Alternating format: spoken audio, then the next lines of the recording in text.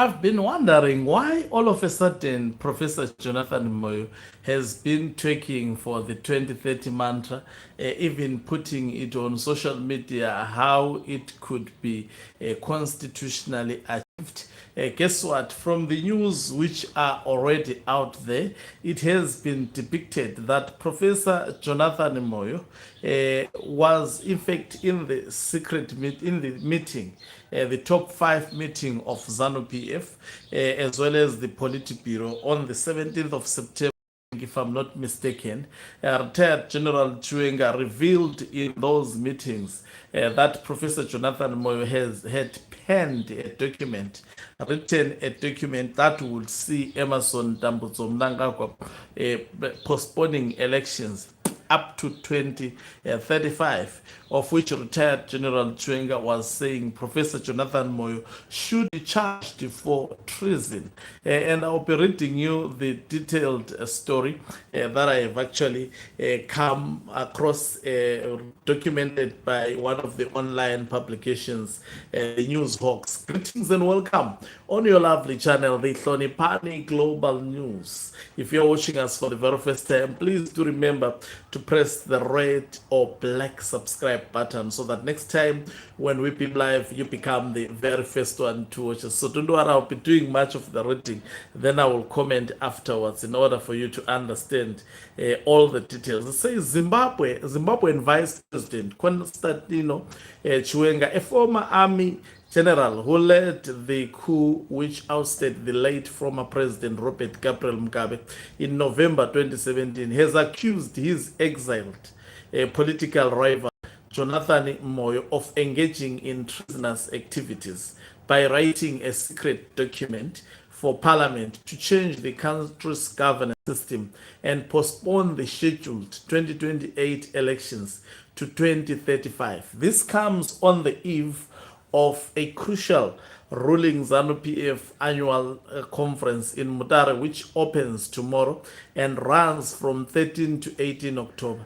Chiwenga's treason charge against Moyo have wider implications on the intensifying succession power struggle between President Emerson Mnangagwa and Chiwenga, which threatens to fuel political and economic instability in Zimbabwe, with regional destabilization consequences through mass immigration and cross-border tensions amongst ordinary people, particularly in South Africa, that already hosts millions of Zimbabwean immigrants.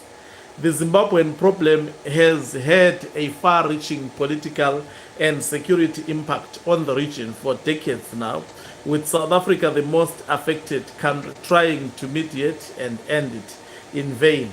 In a leaked confidential document presented to Mnangagwa and the ruling ZANU-PF Presidium, the top five, and the party's decision-making Politburo on 17 September, at two separate meetings on the same day in Harare, Chiwenga accuses Moyo, that is Professor Jonathan Moyo, of treason, of writing a document called Breaking Barriers Initiative, putting Zimbabwe first, which he says seeks to change the political system and postpone the 2028 elections to 2035.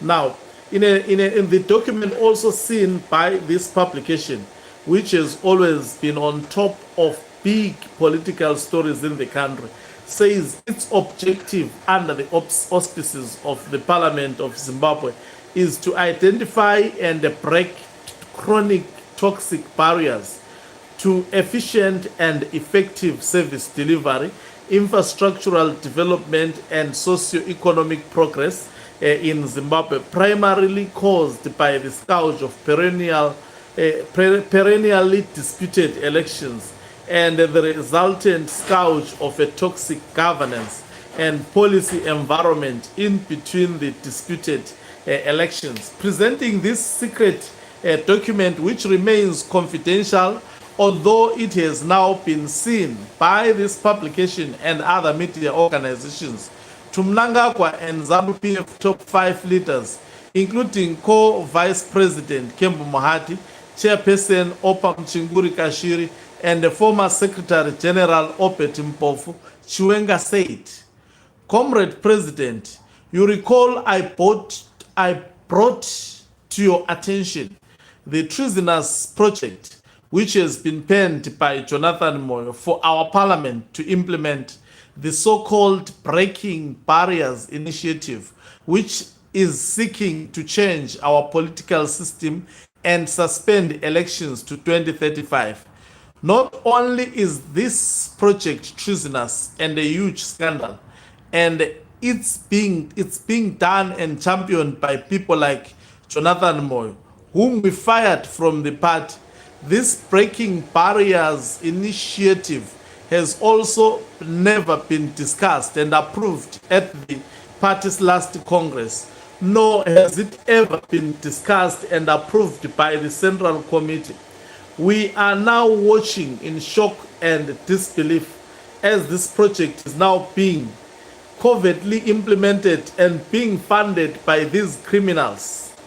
Gudawashe Takurei, Wicknell Chivayo, Scott Sagupanya, and Deli Shunguwaya and their associates, close quote. In the same secret document, Chiwenga accuses Takurei, a local multi-millionaire tycoon close to Mnangagwa, and others, including the cash-rich tenderpreneur Chivayo, of looting billions in United States dollars from public coffers for self-enrichment and now funding their political ambitions. In a no-holds-barrier confrontation with Mnangagwa, Chiwenga calls for their immediate arrest and severe punishment. Chiwenga's document will almost certainly cause a political stir during the ZANU-PF conference at Mutare Polytechnic in the Eastern Highlands city.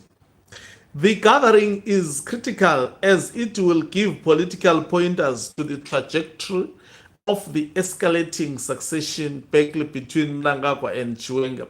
It will also show whether Zimbabwe will continue under Mnangagwa's rule amid attempts by his political allies to extend his rule beyond his 2028 second-term constitutional limit to 2030 or further. Although Mnangagwa claims he is not interested because he is a constitutionalist, which is ironic for a leader who came to power through coup. His allies at his behest are pushing for a resolution at the conference for him to continue in power beyond his 2 constitutional terms. The Mutare resolution will give effect to the Bulawayo decision last year to extend Mnangagwa's rule. Mnangagwa and Chiwenga are at war over that as it is driven by the succession agenda. In his document, Chiwenga drags in Moyo into the fray. Chiwenga and Moyo, who were once neighbors in Creighton Park suburb in Harare, have had a complicated love-hate political relationship for some time. Prior to the 2017, they initially were political allies, but fell out over how to manage Mugabe's exit.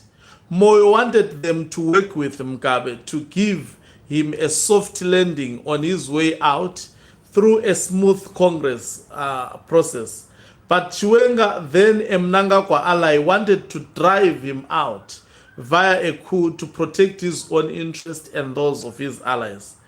Chiwenga and Moyo's rivalry was part of a wider factional infighting within ZANU-PF between 2 warring groups loyal to Mugabe and Mnangagwa. ZANU-PF has never had a smooth since its formation in 1963. Mugabe himself had grabbed power from the party's founding leader Ndabaningi Sithole in a prison coup in the mid-1970s. Having taken over effectively in Chimoio, Mozambique in 1977 at the height of the liberation struggle, Mugabe led ZANU-PF for 40 years and ruled for 37 years until 2017 when he was removed in a putsch. As a prominent ZANU-PF political official, party political strategist and Minister Moyo, a professor of politics, was aligned with G40, a faction supporting Mugabe and his wife Grace. They wanted the then Defense Minister Sekeremai to succeed Mugabe. The Lacoste faction begged Mnangagwa, the military under the Chiwenga's command, targeted this group, calling it criminals around president, and forced Moyo and others into exile, including to South Africa, where former senior ZANU-PF political officials like Xavier Kasukwere and Patrick Joao Mkabe's nephew currently live. Moyo exiled in Nairobi, Kenya, yet his political influence in Zimbabwe is still deeply felt. Others are in Zambia and Mozambique. On the night of the coup on November 14, 2017, Chiwenga's troops violently stormed Moyo's house, using explosives to blow up the gate and smash their way amid explosions and gunfire.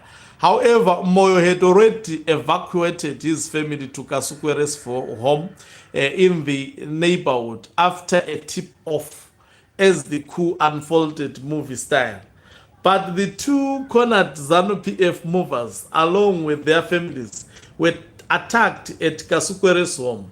Although they eventually managed to escape the raid and flee in terror to Mkabe's residence, they remained holed up there for days before their dramatic escape to exile, first to Mozambique and then Kenya. Kasukwere then relocated to Johannesburg, South Africa. Prior to that, Chiwenga and Moyo had intensely clashed publicly, especially over the controversial command agriculture programs in which millions were said to have been stolen, and succession issues. Moyo then said command agriculture, which he described as command agriculture, was about looting to fund the coup. In a backlash, Chiwenga threatened Moyo over his criticism of the military's role in command agriculture program and warned he would deal with him. Moyo responded defiantly, escalating the war of words in the months and days leading to the coup. As the head of the military, Chiwenga mainly orchestrated the coup under Mnangagwa's tutelage. He later became vice president in the new government led by Mnangagwa, who had been in exile in South Africa for just 2 weeks after he was fired by Mugabe as vice president in early November 2017. Chiwenga was later accused of treasonable conduct by the ZANU-PF leadership at the time for his actions against Mugabe, something he now accuses Moyo of. After the coup, Chiwenga and Moyo continued to clash over politics and personal issues. Chiwenga even filed a 5 million defamation suit against Moyo in March 2018 over allegations he had made about the vice president's University of KwaZulu-Natal PhD, which he said was written for him. The matter was circling out of court. While Moyo has now ceased attacks on Mnangagwa and Chiwenga, his role from exile in the Great Lakes is still steering the pot, as he is now accused of treasonous conduct by his old friends and later enemies. A renewed ominous threat which portends political trouble in Zimbabwe ahead, with potential further destabilizing consequences against a backdrop of ZANU-PF's crucial conference starting tomorrow. Okay, I think the story is so clear. I wouldn't add much except to say, when it comes to Professor Jonathan Moyo, he's just an opportunist. He chooses the team which he thinks at that time will win. Last time he chose the faction of Robert Gabriel Mugabe, of which we know, all of us, what happened. This time around, he has seemingly chosen the faction of Emerson Tambutso Mnangagwa, assisting it with how they can maneuver around 2030 mantra, of which the retired General Chiwenga faction is strongly against this. Hey, this is explosive. I was reading, you have to, I think I don't need to add more. The document was telling into where Zimbabwe is coming from, where it is and where it will possibly go. I must tell you, it will be one drama after another. Guess what? This story happened some weeks ago, but we are now getting a clearer picture today, and we will continue to get clearer pictures as days progresses by. 17 October is nearby, and the ZANU-PF conference is with us tomorrow. We will see what will happen. It will be quite interesting. I've seen posters that are being printed. It will be a lot of drama. Guess what? We will be there to bring it to you. Thank you very much for watching us. If you are watching us for the very first time, please do remember to press the red or black subscribe button so that